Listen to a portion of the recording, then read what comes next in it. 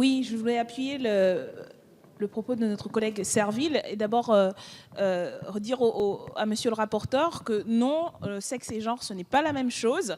Ça a été très bien dit par notre collègue Serville, puisque vous avez expliqué que comme le terme sexe y était, ça l'incluait, justement pas, et je pense que ça justifie d'autant plus que le terme soit explicitement indiqué dans le texte. Et Madame la Ministre, vous indiquiez que le Conseil constitutionnel avait jugé de niveau constitutionnel cette notion, eh bien, mettons-le dans la Constitution, puisque du coup, l'argument que vous nous aviez donné hier soir et lors des précédents débats, c'était justement de considérer que ce que nous portions n'était pas de niveau constitutionnel. Là, nous avons même, avant même que ce soit contestable, la décision du Conseil qui le dit. Et encore une fois, les paroles, c'est bien, les déclamations, c'est bien, les actes et le fait de graver dans le marbre, c'est mieux.